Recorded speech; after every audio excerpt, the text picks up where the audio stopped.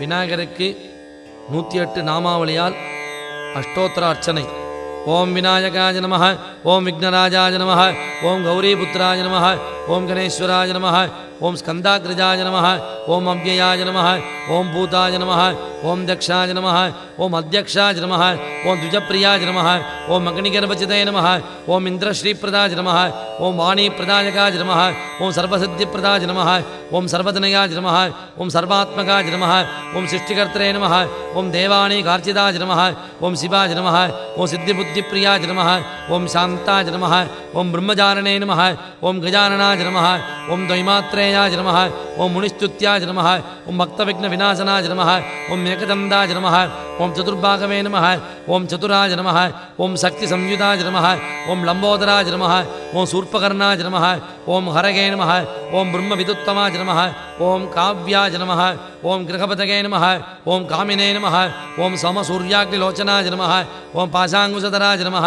ஓம் சண்டாய நமः, ஓம் குணாதீதாய நமः, ஓம் நிரஞ்சனாய நமः, ஓம் அகல்மஷாய நமः, ஓம் ஸ்வயம் சித்தாய நமः, ஓம் சித்தாச்சித பதாம்புஜாய நமः, ஓம் பீஜாபுர பலாசக்தாய நமः, ஓம் வரதாய நமः, ஓம் சாஸ்வதாய நமः, ஓம் கிருதினே நமः, ஓம் துஜப்பிரியாய நமः, ஓம் வீதபயாய நமः, ஓம் கஜனே நமः, ஓம் சக்ரனே நமः, ஓம் இக்ஷுஷாவதே நமः, ஓம் ஸ்ரீதாய நமः, ஓம் மஜாய நமः, ஓம் ஸ்ரீபதகே நமः, ஓம் ஸ்துதிஹரிஷிதாய நமः, ஓம் குலாத்திபேத்ரே நமः, ஓம் ஜட்டிலாய நமः, ஓம் கலிகல்மஷநாசனாய நமः, ஓம் சந்திரச்சூடாமணகே நமः, ஓம் காந்தாய நமः, ஓம் பாபஹாரணே நமः, ஓம் சமாஹிதாய நமः, ஓம் ஆஸ்ரிதஸ்ரீகராய நமः, ஓம் சௌமியாய நமः, ஓம் பக்தபாஞ்சிதாஜகாய நமः, ஓம் சாந்தாய நமः, ஓம் கைவல்யசுகதாய நமः, ஓம் சச்சிதானந்தவிக்கிரகாய நமः, ஓம் ஞானினே நமः, ஓம் தயாயுதாய நமः, ஓம் தாந்தாய நமः, ஓம் பிரம்மத்வேஷவிவர்ஜிதாய நமः, ஓம் பிரமத்ததைத்யபகதாய நமः, ஓம் ஸ்ரீகண்டாய நமः, ஓம் விபுதேஸ்வராய நமः,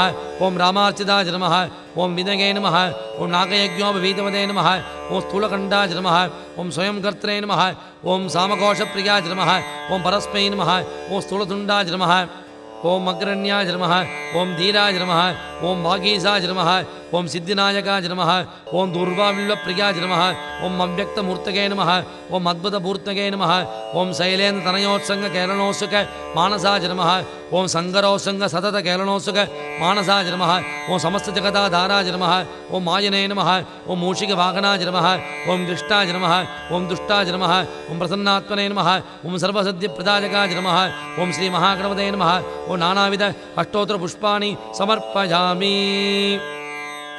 மகாகணபதிக்கு அருகம்பில்லால் 16 அர்ச்சனை செய்யவும். சுமுகாய நமः, சுமுகாய நமः, ஏகதந்தாய நமः, ஏகதந்தாய நமः, கபிலாய நமः, கபிலாய நமः, கஜகர்ணகாய நமः, கஜகர்ணகாய நமः, லம்போதராய நமः, லம்போதராய நமः, விகடாய நமः, விகடாய நமः, விக்னராஜாய நமः, விக்னராஜாய நமः, விநாயகாய நமः, விநாயகாய நமः, தூமகேதவே நமः, धूमकेतवे नमः, गणाध्यक्षाय नमः, गणाध्यक्षाय नमः, बालचन्द्राय नमः, बालचन्द्राय नमः, गजाननाय नमः, गजाननाय नमः, वक्रतुण्डाय नमः, वक्रतुण्डाय नमः, शूर्पकर्णाय नमः, शूर्पकर्णाय नमः, हेरम्बाय नमः, हेरम्बाय नमः, स्कन्दपूर्वजाय नमः, स्कन्दपूर्वजाय नमः, महागणपतये नमः, महागणपतये नमः, नानाविध पत्रपुष्पाणि समर्पयामि. समर्पयामि. விநாயகருக்கு ஊதுவத்தி காட்டுறது. ஏகதந்தாய வித்மஹே, ஏகதந்தாய வித்மஹே, வக்ரதுண்டாய தீமஹி, வக்ரதுண்டாய தீமஹி, தன்னோ தந்தி பிரச்சோதயாத், தன்னோ தந்தி பிரச்சோதயாத். தூபம் ஆக்ராபயாமி, தூபம் ஆக்ராபயாமி. கிண்ணத்தில் ஜலம் விடணும். ஆச்சமனீயம் சமர்ப்பயாமி, ஆச்சமனீயம் சமர்ப்பயாமி. விநாயகருக்கு நெய் தீபம் காட்டவும். சாஜ்யம் த்ரிவர்த்தி, சாஜ்யம் த்ரிவர்த்தி, சம்யுக்தம் சம்யுக்தம் வன்னினா, வன்னினா, யோஜிதம் மயா, யோஜிதம் மயா, கிருஹான, கிருஹான, மங்களம் தீபம், மங்களம் தீபம், த்ரைலோக்கிய, த்ரைலோக்கிய, திமிராபகம், திமிராபகம், தீபம் தரிசயாமி. தீபம் தரிசயாமி. கிண்ணத்தில் ஜலம் விடணும். ஆச்சமனீயம் சமர்ப்பயாமி. ஆச்சமனீயம் சமர்ப்பயாமி. தேங்காயை உடைத்து வைத்து நைவேத்தியங்கள் கொழுக்கட்டையை திறந்து வைத்து தீர்த்தம் எடுத்து மணி அடித்து நைவேத்தியம் செய்யவும்.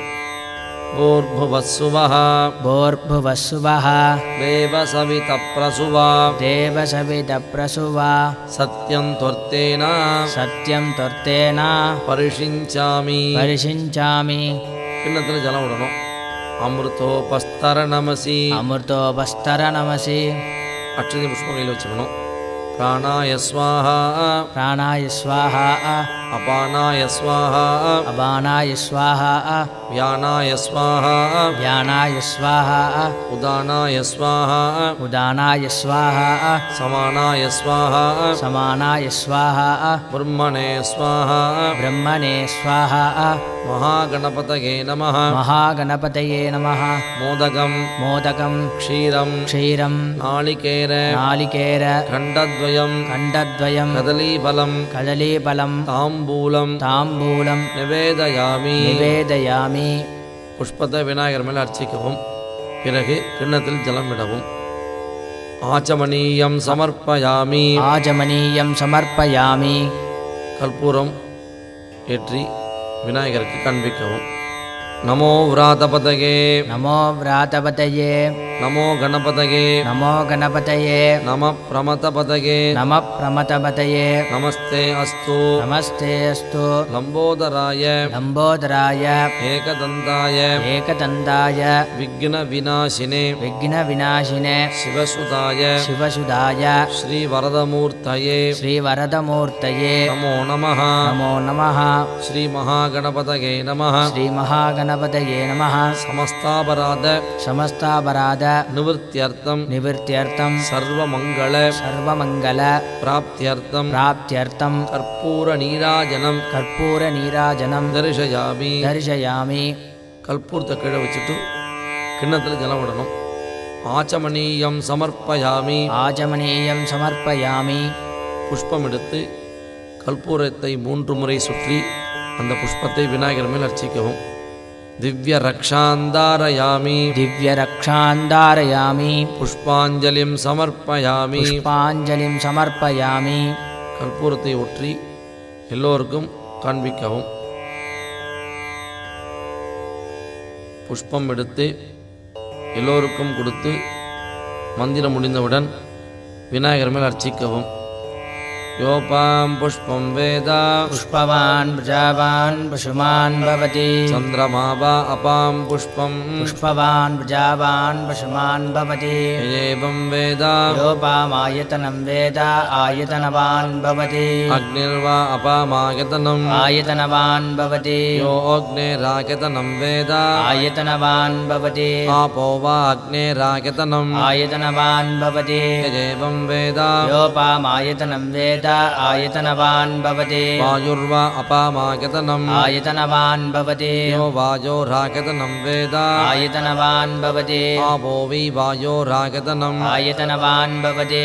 ஏவம் வேதா யோபாமாயதனம் வேத ஆயதனவான் பவதி. असौ वै तपन्नपामायतनम् ஆயதனவான் பவதி. यो मुष्यतपतहायतनं वेद ஆயதனவான் பவதி. आपो वा अमुष्यतपतहायतनम् ஆயதனவான் பவதி. यदेवं वेद யோபாமாயதனம் வேத ஆயதனவான் பவதி. चन्द्रमा वा अपामायतनम् ஆயதனவான் பவதி. यच्चन्द्रमसहायतनं वेद ஆயதனவான் பவதி. आपो वि चन्द्रमसहायतनम् ஆயதனவான் பவதி. यदेवं वेद யோபாமாயதனம் வேத ஆயதனவான் பவதி. नक्षत्राणि वा अपामायतनम् ஆயதனவான் பவதி. यो नक्षत्राणामायतनं वेद ஆயதனவான் பவதி. आपो वि नक्षत्राणामायतनम् ஆயதனவான் பவதி. यदेवं वेद யோபாமாயதனம் வேத ஆயதனவான் பவதி. पर्जन्यो वा अपामायतनम् ஆயதனவான் பவதி. यः पर्जन्यस्यायतनं वेद ஆயதனவான் பவதி. आपो वै पर्जन्यस्यायतनम् ஆயதனவான் பவதி. यदेवं वेद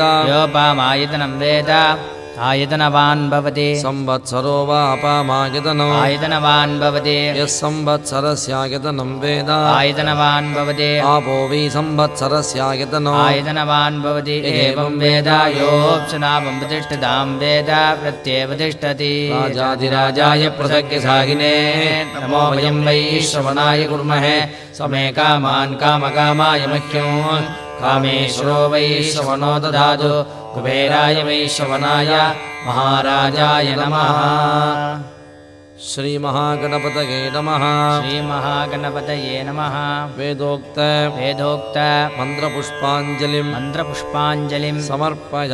समर्पयामि पुष्पத்தை போட்டுட்டு ஆத்ம பிரதட்சணம் பண்ணிக்கணும் यानि कानि च पापानि जन्मान्तरकृतानि च तानि तानि विनश्यन्ति प्रदक्षिणपदे पदे नमस्कारं பண்ணணும் गजाननं भूतगणादि सेवितं कपित्तजम्बू फलसारभक्षितं उमासुतं शोकविनाश कारणं नमामि विघ्नेश्वर पादपङ्कजं वक्रतुण्डमहाकाय सूर्यकोटिसमप्रभा निर्विघ्नं कुरु मे देव सकलकार्येषु सर्वदा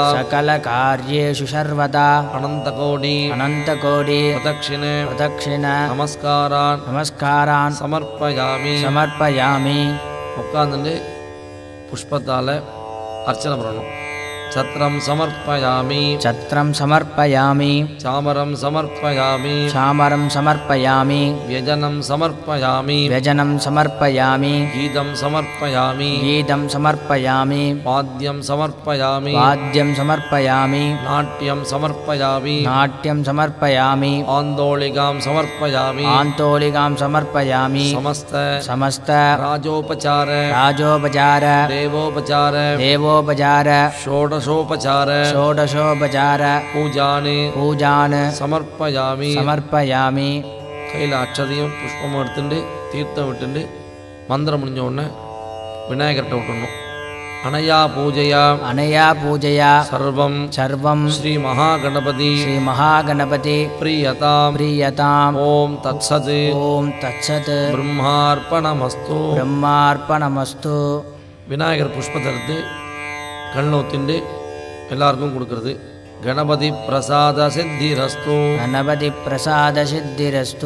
ओम शांति शांति शांति ओम शांति शांति शांति